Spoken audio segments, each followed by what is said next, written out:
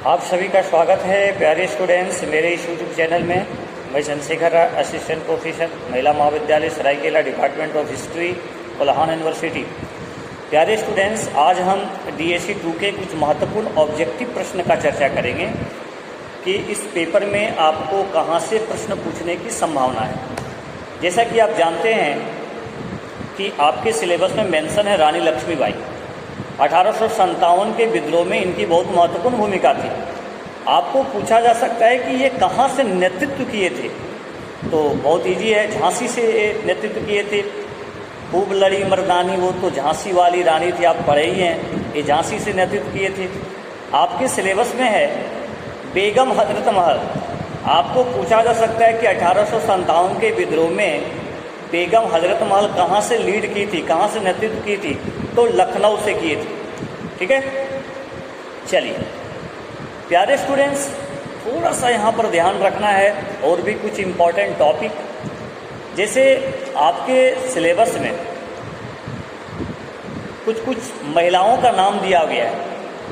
ठीक है, कुछ महिलाओं का नाम मेंशन है। जैसे मान लीजिए पंडिता रमाबाई, वो शारदा सदन से जुड़ी थी, महिलाओं के शिक्षा के लिए हेल्प करने के लिए लोगों को बहुत सारे काम किए थे पंडिता रमाबाई, तो उनसे रिलेटेड भी आपको प्रश्न पूछा जा सकता है। और भी क्या आपको प्रश्न पूछा जा सकता है, जैसे एक आपके सिलेबस में सावित्रीबाई फुले भी है। ठीक है, सावित्रीबाई फुले जो हैं भारत की प्रथम महिला शिक्षिका थी। भारत की प्रथम महिला शिक्षिका यदि किन्हीं का नाम आता है तो सावित्रीबाई फुले। और महिला विद्यालय की जो स्थापना हुई, इसके पहले प्रिंसिपल भी जो है सावित्रीबाई फुले थे। ठीक है, बालिकाओं के लिए इन्होंने बहुत सारा काम किया। इनका जन्म जो है 1831 ईस्वी में हुआ था और 1848 में इन्होंने विद्यालय की स्थापना की। ठीक है, चलिए पंडिता रमाबाई मैंने आपको बताया था, इन्होंने आर्य महिला सभा की स्थापना की। आपको पूछा जा सकता है कि आर्य महिला सभा की स्थापना किसने की, तो पंडिता रमाबाई ने। पंडिता रमाबाई को सरस्वती की उपाधि दी गई थी। सरस्वती की उपाधि जो है सो, सर्वोच्च उपाधि जो है सो पंडिता रमाबाई को दिया गया। ठीक है, और ये शारदा सदन से जुड़ी हुई थी। प्यारे स्टूडेंट्स, आपके सिलेबस में मेंशन है सरोजिनी नायडू। अब सरोजिनी नायडू से भारत का कोई किला किसे कहा जाता है? सरोजिनी नायडू, एकदम ध्यान रखिएगा। और भारतीय राष्ट्रीय कांग्रेस के प्रथम भारतीय महिला यदि कोई अध्यक्ष थी तो वो सरोजिनी नायडू थी। इसको एकदम माइंड में बैठा लीजिएगा। और इनका बहुत ज़्यादा योगदान है भारतीय स्वतंत्रता संग्राम में। खासकर ये असहयोग आंदोलन के पीरियड में गांधी जी के आंदोलन से जुड़े थे और सत्याग्रह जो भी गांधी जी किए, इनका योगदान बहुत ही ज़्यादा है। महिलाओं के डेवलपमेंट में भी इनका योगदान है, लोगों को जागरूक करने भी योगदान है। तो आपको यहाँ से क्वेश्चन इनसे पूछा जा सकता है। प्यारे स्टूडेंट्स, जैसा कि मैंने आपको प्रीवियस वीडियो में मैंने बताया, क्रांतिकारी महिलाएं आपको पढ़ना है। एकदम याद रखिएगा, क्रांतिकारी महिला में आपका रानी लक्ष्मीबाई हो गया, प्रीतिलता वाडेकर है ना, कल्पना दत्त, बीना दत्त है ना, ये सब क्रांतिकारी महिलाएं थी। हिंसा का भी सहारा लेते थे। अंग्रेजों को अंग्रेजों का शस्त्रागार है मान लीजिए, उसको लूटने का भी काम करती थी, है ना। आपको मैं यदि चर्चा करूं प्रीतिलता वाडेकर, पता है ये सूर्यसेन के द्वारा एक संस्था की स्थापना की गई थी, इंडियन रिपब्लिकन आर्मी। आपको यदि कोई पूछ दे कि इंडियन रिपब्लिकन आर्मी की स्थापना किसने की है, तो ये सूर्यसेन किए थे, जो मास्टर दा के नाम से प्रसिद्ध थी। इनको एक टीचर भी थे, बहुत प्यार से लोग इसको मास्टर दा भी काफी पुकारते थे। तो उन्होंने चटगांव जो है शस्त्रागार जहां अंग्रेजों का था अस्त्र शस्त्र, उसको लूटने का प्रयास किया। और उनके इस कार्य में जैसे मैंने प्रीतिलता वाडेकर है ना, ये सब जो महिलाएं थी क्रांतिकारी महिलाएं, उनका उन्होंने भरपूर साथ निभाया। लेकिन प्रीतिलता वाडेकर के विषय में कहा जाता है कि जब ये अंग्रेजों से सैनिकों से घिर गए थे, जब इनकी जान खतरा में थी, तो इन्होंने जहर खा लिया। जहर खा के जान दे दी, लेकिन ये अंग्रेजों के हाथ नहीं आए, जीते जी ये नहीं आए। तो प्रीतिलता वाडेकर जो है क्रांतिकारी महिला थी। इसी प्रकार से क्रांतिकारी महिला थी आपकी मैडम भिक्काजी रुस्तम जी कामा, जिन्होंने जर्मनी के स्टुअर्ट में सबसे पहले तिरंगा झंडा फहराई थी। सबसे पहले तिरंगा झंडा फहराने का काम यदि कोई महिला ने किए तो वो थे कौन बताइए? मैडम भिक्काजी रुस्तम जी कामा, जिनको भारत की क्रांति माता के नाम से जाना जाता है।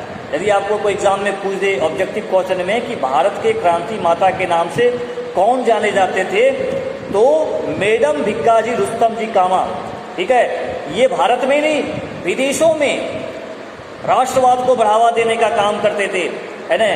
लोगों के अंदर कूट कूट की राष्ट्रवादी भावना को भरने का काम करते थे। इनकी पत्र थी वंदे मातरम, तलवार इन्हीं की पत्र था। अखबार जो निकलता था ना, इन्हीं का था। आपको पूछा जा सकता है वंदे मातरम, है ना, मैडम भिक्काजी रुस्तम जी कामा का अखबार था, बिल्कुल सही है। तलवार भी इन्हीं का था, ठीक है। तो इस तरह से चीज़ों को आप पढ़ने का प्रयास कीजिए। क्वेश्चन यहीं से आता है, बल्कि आप थोड़ा सा ध्यान रखिए। प्यारे स्टूडेंट्स, आपके सिलेबस पे है कस्तूरबा गांधी, जिनको बा के नाम से, भारत में बा के नाम से जाना जाता है। भारत में बा के नाम से जाना जाता है।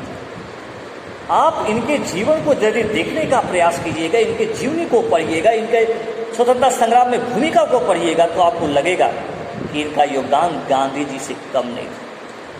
क्योंकि कोई भी पति जो होता है ना, जो बहुत डेवलपमेंट करता है, आगे बढ़ता है, उनमें उसकी पत्नी का भी योगदान होता है, इसमें कोई शक नहीं। और ये आप जानकर आपको हैरान होगा कि ये गांधी जी के से 6 माह से ज़्यादा एज के थे, मतलब इनकी उम्र गांधी जी से ज़्यादा थी, ठीक है।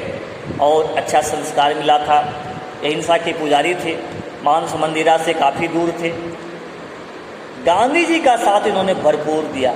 खासकर इनका शुरुआत होता है जब साउथ अफ्रीका में साथ गांधी जी ले गए थे इनको, तो उन्होंने वहाँ पर भी गांधी जी को पूरा तरह से सहयोग किया, उनके साथ कदम से कदम मिलाकर काम किया, महिलाओं को जागरूक किया, लोगों को जागरूक करते थे और सेवा भाव से काम किया।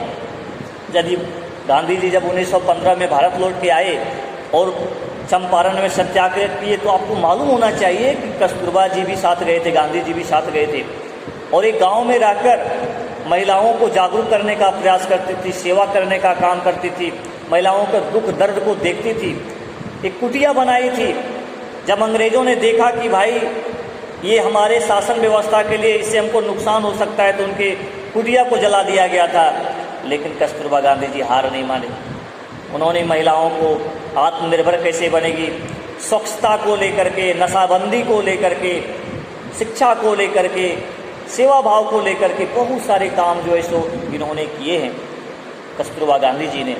और गांधी जी के हर कदम में, हर आंदोलन में, हर सत्याग्रह में इन्होंने बढ़ चढ़कर हिस्सा लिया।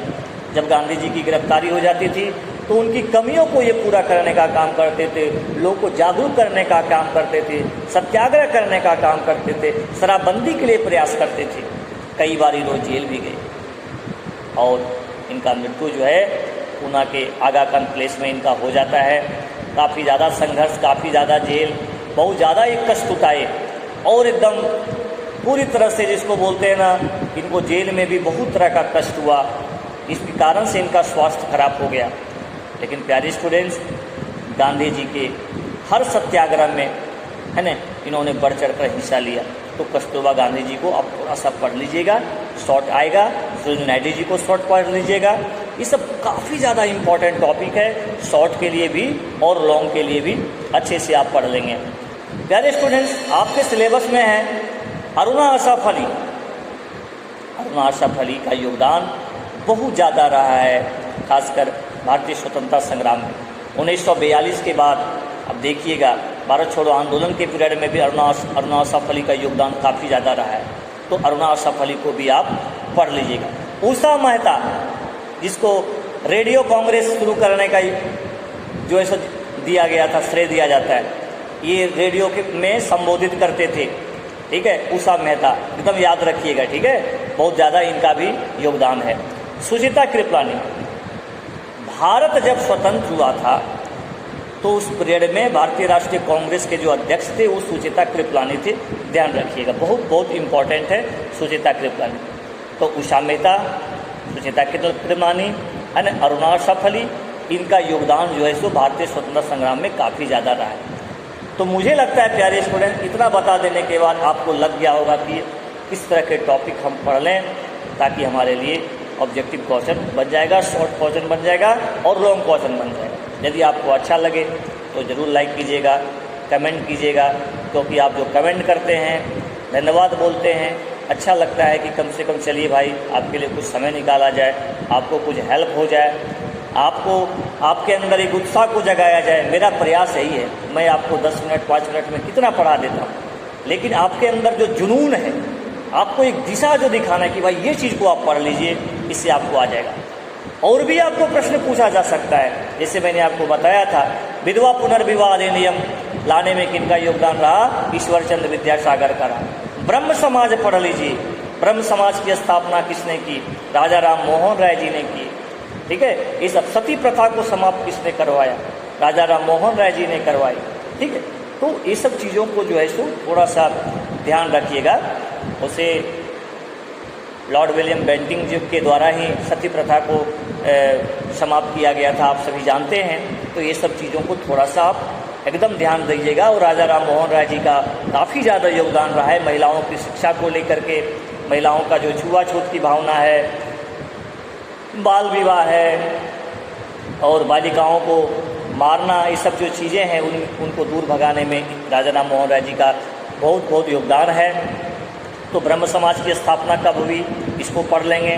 सती प्रथा को समाप्त कब किया गया, ब्रह्म समाज की स्थापना कब हुई, 1828 ईस्वी में। सती प्रथा को कब समाप्त किया, 1829 ईस्वी में। ये सब डेट को याद रखिएगा। विधवा पुनर्विवाह अधिनियम कब आया, 1856 ईस्वी में। ठीक है, तो इस तरह से जो जो चीज़ें हैं इसको आपको ध्यान रखना है।